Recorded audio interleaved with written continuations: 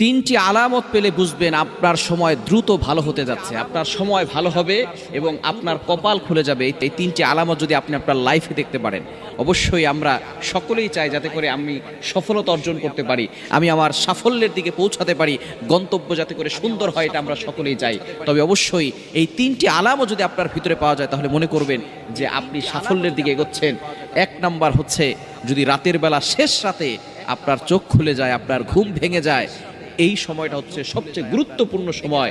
এই সময় যদি আপনার চোখ খুলে যায়, বুঝবেন আল্লাহ তাআলা আপনার চোখটাকে খুলে দিয়েছে যাতে করে আপনি আল্লাহর কাছে কিছু চাইতে পারেন। কারণ রাতের শেষ অংশে যারা নামাজ পড়ে, তাহাজ্জুদের সালাত পড়ে, তারাই সবচেয়ে বড় সফলতা অর্জন করতে পারে। রাতের সালাত ছাড়া কখনো কোনো মুসলিম সফলতা অর্জন করতে পারে না। হ্যাঁ, বেঈমান যারা আছে তাদের তো ঈমানই নাই, তারা কখনো সফল হতেই পারবে না। আর যারা বড় বড় মুসলিম আছে, যারা সফলতা অর্জন করেছে, দেখবেন ম্যাক্সিমাম মানুষই কিন্তু তারা রাতের সালাত আদায় করে, এই জন্য তারা সফলতা অর্জন করেছে। এখন আমরা সফলতা বলতে কি বুঝি? যাদের টাকা পয়সা আছে, অনেকে দেখবেন কোটি কোটি টাকার মালিক কিন্তু নামাজ পড়ে না। আল্লাহর কসম করে বলি, টাকার মালিক দিয়ে কিন্তু টাকার মালিক হলে, কোটি কোটি টাকার সম্পদ থাকলেই তার অন্তরে শান্তি পেতে পারে না। টাকা দিয়ে কখনো সুখ কেনা যায় না, টাকা দিয়ে কখনো শান্তি কেনা যায় না। সুতরাং অনেক বড় লোক এমন আছে, সবজি খেয়ে বাঁচতেছে, গরু খেতে পারে না, ডিম খেতে পারে না, খাসি খেতে পারে না, মুরগি খেতে পারে না, সব ডাক্তার নিষেধ করে দিয়েছে, শুধু সবজি খেয়ে বাঁচে আর 2টা রুটি খেতে পারে। সুতরাং এটাকে কখনো শান্তি বলে না। নামাজ না পড়লে সে কখনো শান্তিতে থাকতে পারে না। সুতরাং যারা দেখবেন সফলতা পেয়েছে, রাতের সালাত পড়েই পেয়েছে। সুতরাং আপনি যদি দেখেন রাতের শেষ অংশে আপনার চোখ খুলে যাচ্ছে, আপনার ঘুম ভেঙে যাচ্ছে, মনে করবেন যে আল্লাহ আপনাকে সাফল্যের দিকে পৌঁছাবেন। সুতরাং অনেক মানুষ এমন রয়েছে যারা ফজরের নামাজই পড়ে না, রাতের নামাজ তো দূরের কথা, ফজরের নামাজ পড়ে না, এমন মানুষ সমাজে আছে না নাই? ফজরের নামাজ অবশ্যই পড়বেন, কারণ এই ফজরের সময়টা নবীজি সাল্লাল্লাহু আলাইহি সাল্লাম বরকতের জন্য দোয়া করে দিয়েছিলেন। ফজরের সময়টা হচ্ছে বরকতময় সময়। নবীজি সাল্লাল্লাহু আলাইহি সাল্লাম ফজরের সময় বরকতের দোয়া করেছেন, আল্লাহুম্মা বারিক লি উম্মতি ফি বুকুরিহা, আয় আল্লাহ আমার উম্মতের সকালটা তুমি বরকতময় করে দাও। সুতরাং এখানে এই সময় ঘুমিয়ে থাকলে হবে না, আপনি বরকতের জন্য আল্লাহর কাছে দোয়া করবেন। সুতরাং এক নাম্বার হচ্ছে রাতের শেষ অংশে যদি আপনার চোখ খুলে যায়।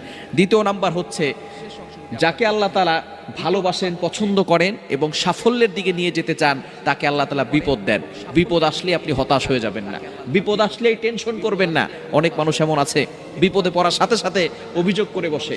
বিপদ আসা মানে হচ্ছে আল্লাহ তাআলা কোটি কোটি মানুষের ভিতরে আপনার দিকে ফোকাস করেছেন, আপনার দিকে তাকিয়েছেন।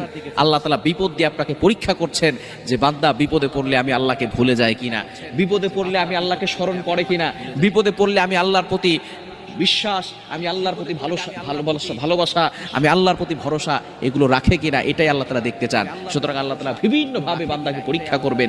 পরীক্ষা আসলে, বিপদ আসলে হতাশ হবেন না।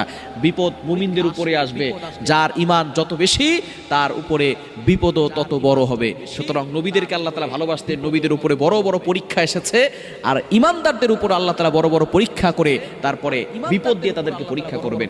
দ্বিতীয় নাম্বার হচ্ছে, যদি আপনার উপরে বারবার বিপদ আসে, মনে করবেন আল্লাহ তাআলা আপনাকে সাফল্যের দিকে এগিয়ে নিচ্ছেন। এবং 3 নাম্বার হচ্ছে, মানুষ যদি আপনাকে ভালোবাসে, আপনার আত্মীয় স্বজন, আপনার পরিবারের লোকেরা যদি আপনাকে ভালোবাসে, তাহলে বুঝবেন যে আল্লাহ তাআলা আপনাকে সাফল্যের দিকে নিতে যাচ্ছেন। কেননা যখন আল্লাহ তাআলা কাউকে ভালোবাসেন, তখন আস্তে আস্তে আসমানের ফেরেশতা, জমিনের সকল মানুষের কাছে ঘোষণা করে দেওয়া হয়, আমি ওই বান্দাকে ভালোবাসি, তোমরাও তাকে ভালোবাসা শুরু করে দাও। সুতরাং এই 3টি আলামত যদি আপনার ভিতরে দেখেন, তাহলে মনে করবেন আল্লাহ আপনাকে সাফল্যের দিকে এগিয়ে নিচ্ছেন।